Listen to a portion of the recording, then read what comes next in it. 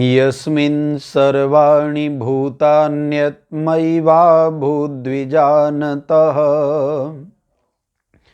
तत्र को मोहः कः शोक एकत्वमनुपश्यतः।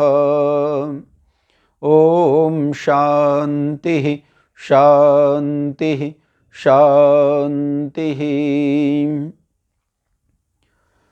पूजा की सुयोग्य पात्रा माता श्रीमती मिथिलेश त्यागी जी का जन्म पिता श्रीमान हरकेश त्यागी जी और माता श्रीमती कस्तूरी देवी जी के परिवार में हुआ।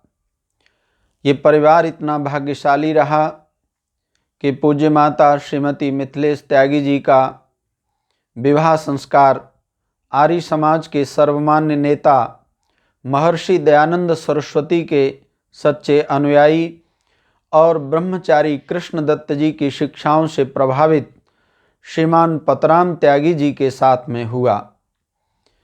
परमपिता परमात्मा की इस सृष्टि की व्यवस्था महर्षि स्वामी दयानंद सरस्वती जी महाराज के परम तप और वैदिक धर्म से प्रभावित श्रीमान पतराम त्यागी जी अपनी धर्मपत्नी श्रीमती मिथिलेश त्यागी जी के साथ मिलकर के वैदिक परिवार और वैदिक राष्ट्र के लिए जीवन भर कार्य करते रहे।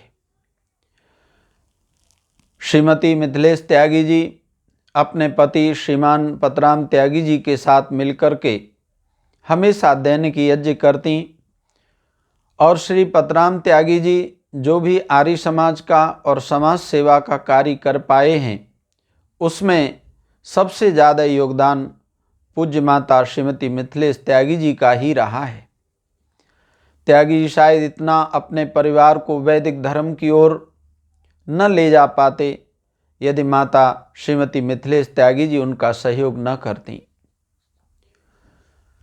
माता मिथिलेश त्यागी जी ने अपने परिवार में तीनों सुयोग्य पुत्रियों और प्रिय पुत्र विपिन वशिष्ठ को और अपने दोनों पोतों को ऐसे वैदिक धर्म के संस्कार दिए हैं कि इनके परिवार में आज भी दैनिक यज्ञ लगातार होता है। लेकिन हम सब जानते हैं कि जिसका जन्म हुआ है उसकी मृत्यु निश्चित है और जिसकी मृत्यु हुई है उसका जन्म भी निश्चित है। इसी परमात्मा की व्यवस्था में 7 जनवरी 2022 को श्रीमती मिथिलेश त्यागी जी को ये शरीर छोड़ करके इस संसार से जाना पड़ा। संसार का सबसे बड़ा दुख मृत्यु को माना जाता है, लेकिन इस मृत्यु जैसे बड़े दुख के समय भी श्रीमान पतराम त्यागी जी ने और इनके पूरे परिवार ने धैर्य को नहीं छोड़ा और उनकी मृत्यु के पश्चात वैदिक रीति से अंत्येष्टि संस्कार कराने का सुप्रबंध किया। माता श्रीमती मिथिलेश त्यागी जी के शरीर के वजन के बराबर घी आदि पदार्थ लेकर के पूरा परिवार अपने सब कुटुंबीजनों के साथ में गीता कॉलोनी शमशान भूमि पर उपस्थित हुए। आर्यों जैसे महर्षि दयानंद सरस्वती जी महाराज का विधान है कि शमशान भूमि में अलग से चूल्हा बना करके उस घी को पहले अच्छी तरह से तपा लिया जाए, वैसा ही किया गया। श्रीमती मिथिलेश त्यागी जी के अंतिम संस्कार की तैयारी मैं स्वयं वहाँ पर साक्षी था। अलग से चूल्हा बनवाया गया, सारा घी गर्म कराया गया और उस घी में फिर जावित्री आदि औषधियाँ जो पहले ही पीस करके घर से ले जाई गई थीं उन सब औषधियों को घी में मिला दिया गया। उसके पश्चात में वैदिक रीति के अनुसार पूज्य माता श्रीमती मिथिलेश त्यागी जी का अंतिम संस्कार आरंभ हुआ। आसपास खड़े हुए सभी प्रियजन स्वाहा स्वाहा का उच्चारण कर रहे थे और अंत्येष्टि संस्कार के जो विशेष मंत्र हैं जिनको महर्षि दयानंद सरस्वती जी महाराज ने संस्कार विधि में वर्णित किया है उनके द्वारा वैदिक रीति के अनुसार उनका अंतिम संस्कार हुआ। उनके अंत्येष्टि संस्कार को देख करके ऐसा लग रहा था जैसे कोई राजघराने की मां आज राज परिवार को छोड़ करके गई हैं। वो घी की मात्रा, घी की आहुतियां और सब लोग खड़े हुए आसपास जो स्वाहा स्वाहा कह करके उच्चारण कर रहे थे, वो वास्तव में अंतिम यज्ञ, यद्यपि बहुत कष्ट के क्षण थे, लेकिन वो अंतिम यज्ञ वास्तव में अंत्येष्टि संस्कार के रूप में ही हो रहा था। अंत्येष्टि संस्कार को करते करते शाम हो चली थी, सूर्य अस्त हो चला था और माता मिथिलेश त्यागी जी का शरीर भी धीरे धीरे करके अग्नि आदि में सब में समाहित हो गया था। शमशान भूमि से लौट करके जब घर की ओर चले तो माननीय पतराम त्यागी जी ने मुझसे कहा, शास्त्री जी, वैदिक रीति के अनुसार जो विधान होता है वैसा ही हम माता जी के लिए करेंगे। मैंने निवेदन किया कि स्वामी दयानंद जी महाराज ने तो ये लिखा है कि अंतिम संस्कार करते करते यदि रात्रि भी हो जाए तब भी जाकर के घर में कुछ आहुति अवश्य लगानी चाहिए। त्यागी जी ने तुरंत स्वीकार किया और कहा कि यहाँ से जाने के पश्चात में हम स्नान आदि से निवृत्त होकर के तुरंत घर में यज्ञ की अग्नि में आहुतियाँ लगाएंगे। स्वामी दयानंद जी महाराज ने जब ये कहा लोगों से कि अंतिम संस्कार करने के पश्चात जब लोग घर में आते हैं तो स्नान आदि से शरीर उनका शुद्ध हो जाता है, झाड़ू पोंछा करके फर्श की सफाई हो जाती है, लेकिन वायु की शुद्धि बिना अग्नि के नहीं हो सकती, जिससे परिवार में उनके बच्चे, जो शेष बचा हुआ परिवार है, वे सब सुख और शांति के साथ में रह सकें। इसके लिए वहाँ पर वायु की शुद्धि होना भी बहुत आवश्यक है। माता मिथिलेश त्यागी जी के जाने के पश्चात ऐसा ही हुआ जैसा ऋषि दयानंद सरस्वती जी महाराज का आदेश था, उपदेश था। उनके घर में उस दिन रात्रि को भी यज्ञ की अग्नि में आहुति लगाई गई और अगले दिन से फिर रोजाना लगातार जैसा उनके यहाँ पर दैनिक यज्ञ होता था, फिर उस यज्ञ में स्वस्ति वाचन और शांतिकरण के मंत्रों को सम्मिलित किया गया और यजुर्वेद के अंतिम अध्याय 40वें अध्याय को, जो ईशोपनिषद भी कहलाता है, उसके मंत्रों से आहुति लगाई गई। माननीय श्री पतराम त्यागी जी के परिवार में ऐसा लग रहा था मानो विद्वानों की लाइन लग गई हो। प्रतिदिन आर्य जगत के प्रसिद्ध विद्वान डॉक्टर नरेंद्र वेदालंकार जी, आचार्य भूदेव साहित्याचार्य जी, पंडित ब्रह्मदेव वेदालंकार जी, पंडित सुरेंद्र वेदालंकार जी सहित अनेक गणमान्य विद्वानों ने आकर के अपनी पवित्र वाणी के द्वारा, वेदोपदेश के द्वारा इस परिवार का दुख के समय में मार्गदर्शन किया। और साथ ही साथ जो शांति कथा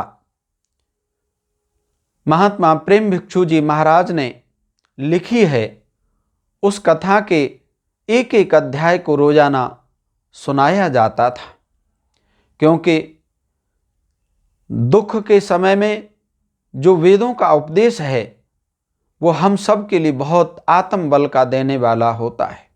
और रोजाना गायत्री मंत्र से और प्रार्थना के तीसरे मंत्र से ओम य आत्मदा वलदा यस्य विश्व उपासते, इस मंत्र से बार बार आवृत्ति करके आहुति लगाई गई।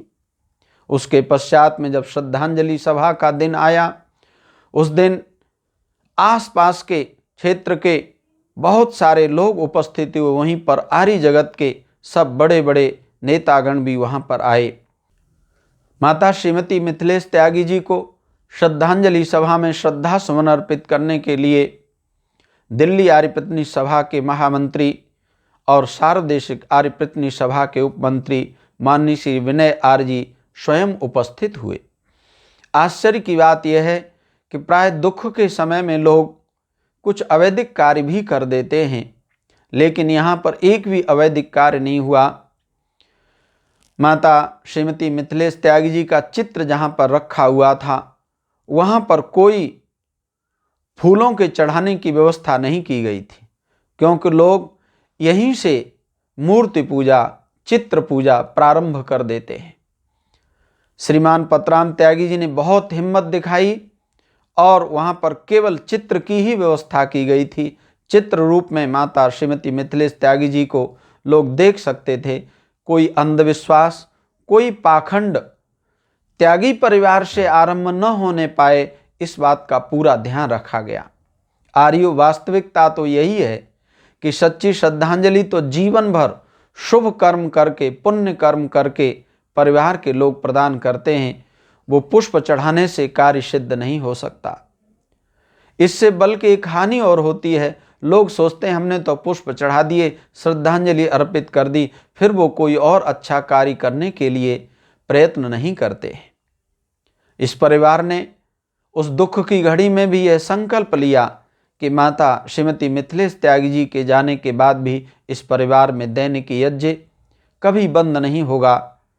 उनके प्रिय पुत्र विपिन वशिष्ठ, पुत्रवधू श्रीमती आशु त्यागी जी, सब लोगों ने इस बात को हृदय से स्वीकार किया।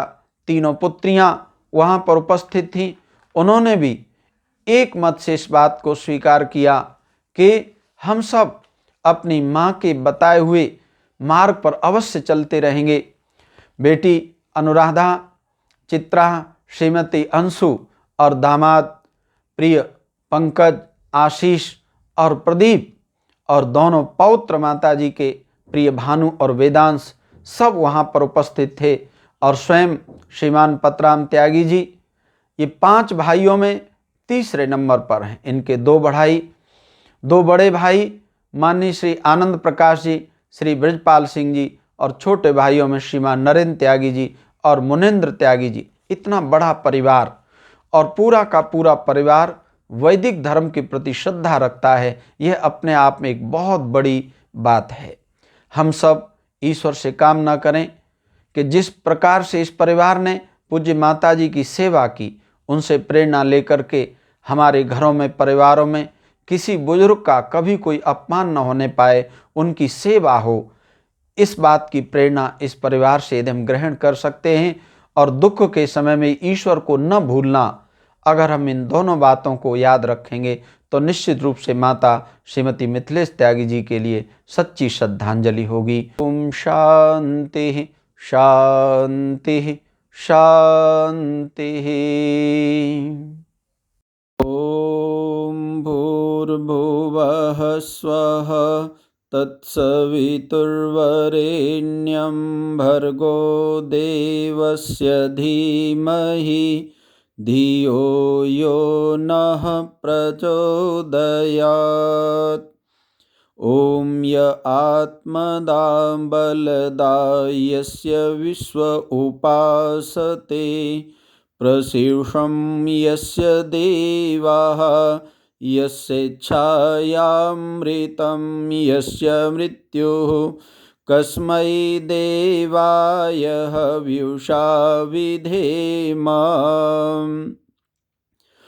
ओम द्यौः शान्तिरन्तरिक्षं शान्तिः पृथिवी शान्तिरापः शान्तिरोषधयः शान्तिः वनस्पतयः शान्तिर्विश्वे देवाः शान्तिर्ब्रह्म शान्तिः सर्वं शान्तिः शान्तिरेव शान्तिः सा मा शान्तिरेधि। ओम शान्तिः शान्तिः शान्तिः। त्वमेव माता च पिता त्वमेव